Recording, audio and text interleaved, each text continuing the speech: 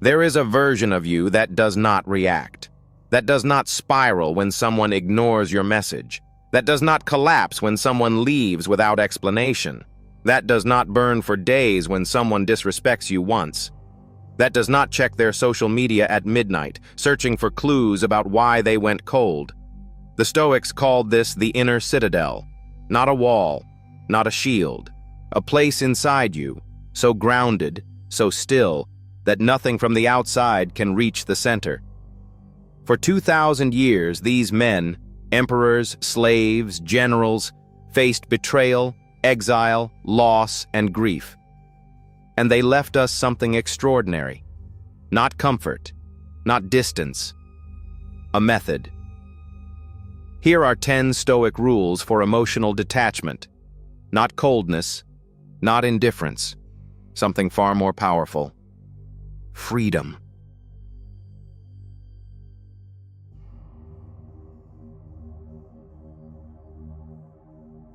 Rule 1.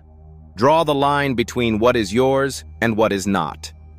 Epictetus said, "Some things are in our control and others are not. In our control are opinion, motivation, desire, aversion. Not in our control, body, reputation, command, and in one word, everything not our own action."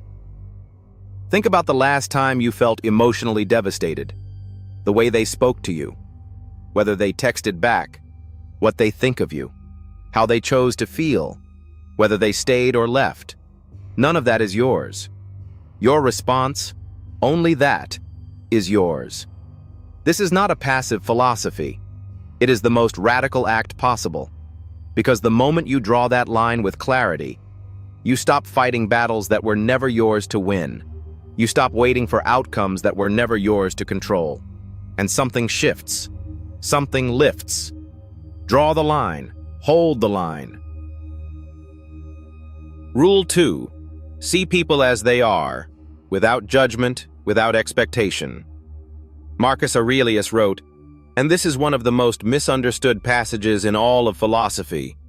When you wake up in the morning, tell yourself, the people I deal with today will be difficult, ungrateful, arrogant, dishonest, jealous, and surly.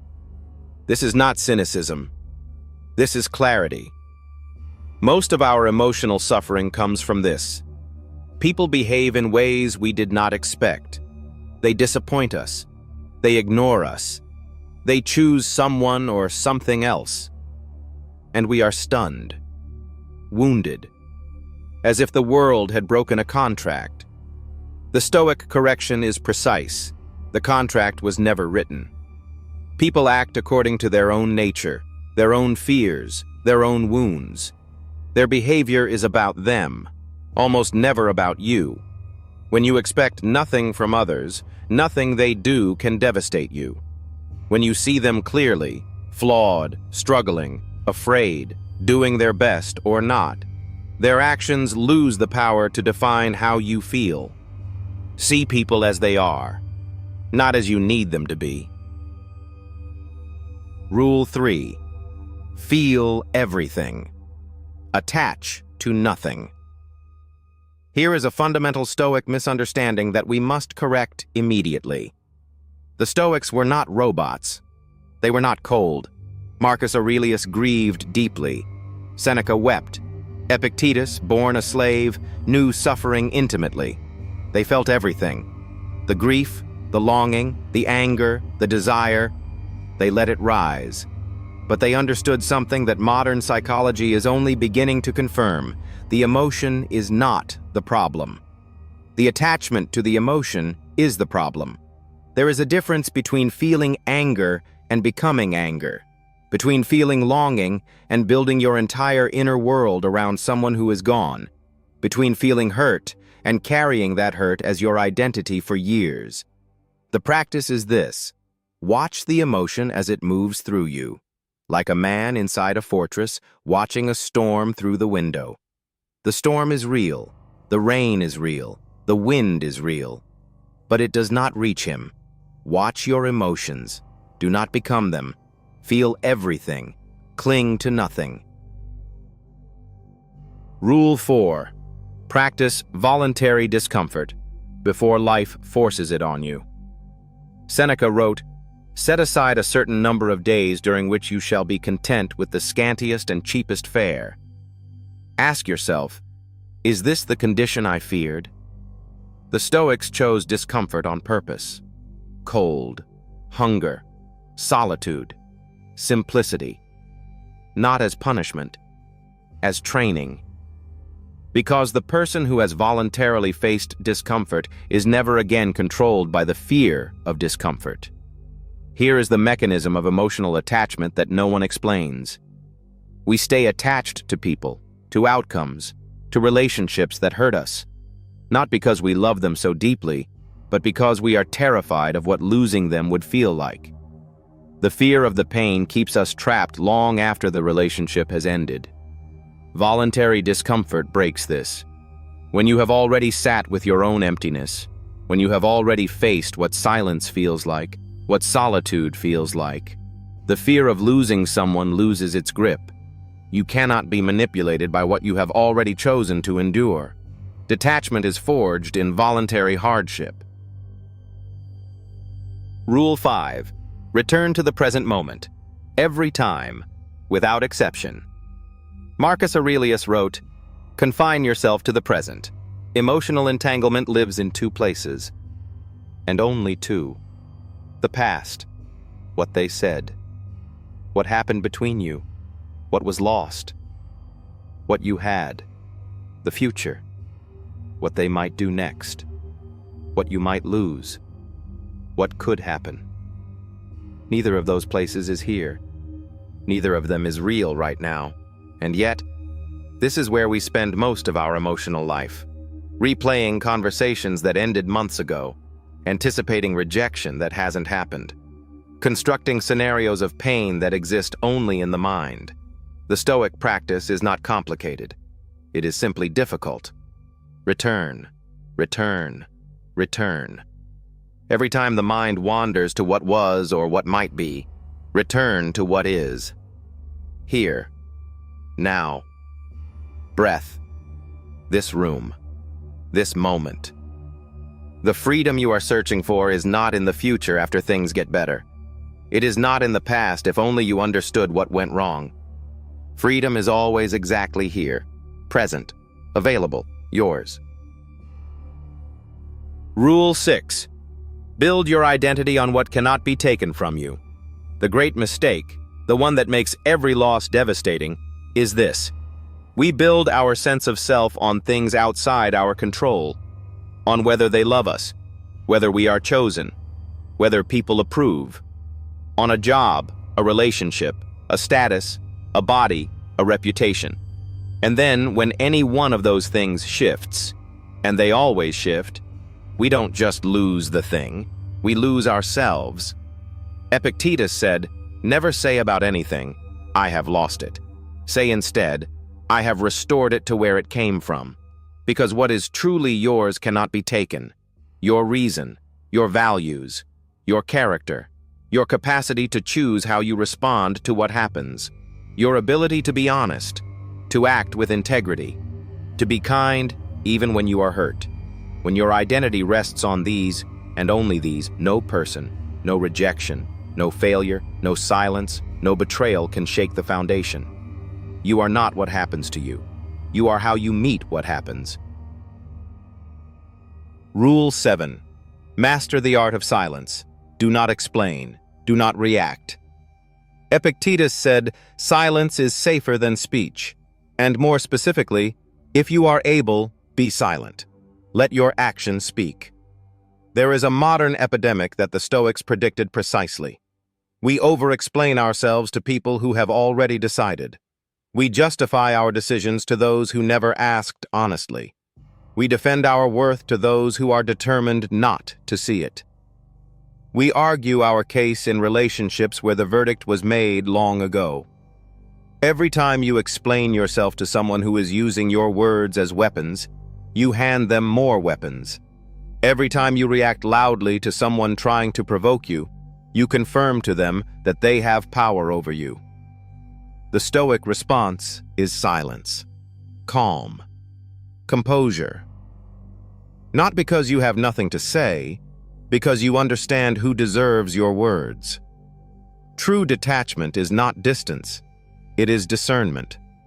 Choosing who receives the full weight of your honesty and presence, and quietly withdrawing your energy from those who cannot hold it with care. Silence is not weakness. It is a declaration of self-respect. Rule 8. Use negative visualization. Imagine the loss before it happens. Seneca wrote, "Let us prepare our minds as if we had come to the very end of life. Let us postpone nothing. Let us balance life's books each day." This is premeditatio malorum, the premeditation of adversity. And it is perhaps the most counterintuitive Stoic practice. Instead of protecting yourself from the thought of loss, the Stoics ran toward it. They imagined losing the people they loved, losing what they had built, losing their health, their reputation, their comfort. Not to become pessimistic, but to destroy the shock.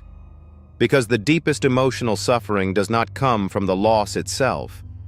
It comes from the collision between what you believed would last forever and the reality that it did not. Negative visualization eliminates that collision. When you have already sat quietly and imagined life without them, when you have already felt the weight of their absence, you begin to hold what you have more gently, less gripping, less terror, more presence, more gratitude. And if the loss comes, and some losses always do, you are not destroyed. You are already prepared. Rule 9. Let go of the need for closure. Create it yourself. Here is something no one tells you. Closure does not come from them, not from the explanation you never received, not from the apology that never came, not from understanding why they left or changed or chose someone else. Waiting for closure from someone who has already left is waiting for a locked door to open from the outside. It will not open. Marcus Aurelius wrote, "You have power over your mind, not outside events." Real closure is a decision. A moment when you say, not because everything makes sense, not because you have all the answers, but because you are done waiting for your life to begin again. The Stoics called this amor fati, love of fate. Not the passive acceptance of what happened, but the active embrace of it. This is what happened. This is where I am. This is the ground I stand on now. Build from here. Closure is not given, it is chosen. Rule 10. Love without clinging. Give without needing it returned. This is the most difficult rule, and the most liberating.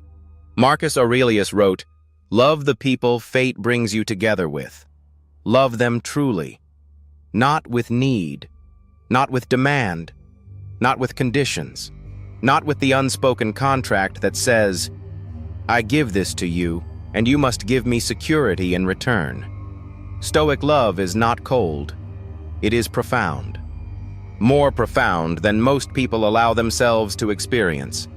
But it is free.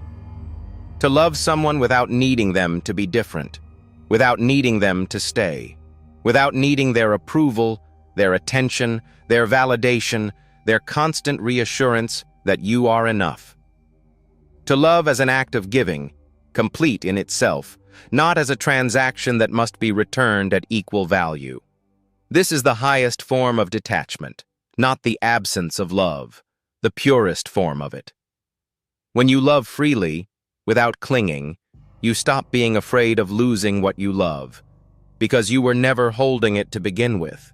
You were offering it, and what is freely offered cannot be taken. 10 Rules, 2,000 years of tested wisdom. Let me be precise about what emotional detachment is and what it is not. It is not coldness. It is not building walls. It is not pretending not to care or teaching yourself to feel less. Emotional detachment, in the Stoic sense, is this: the freedom to feel everything deeply without being at the mercy of everything you feel. The inner citadel is not a prison. It is a place of enormous stillness from which you engage with the world fully, loving, working, grieving, laughing, but without handing control of your center to anyone outside it. The Stoics built this over years, morning by morning, through journaling, reflection, deliberate practice. If you want to build this practice in your own life, 90 days, one morning at a time, the Stoic Morning Journal is in the description, designed to help you do exactly what Marcus Aurelius did each dawn. Subscribe to Lumen Press, ancient wisdom for modern minds. And remember the only thing the Stoics ever asked: do not react, do not cling, do not run, stand still, look clearly, choose freely. That is the Citadel. That is freedom.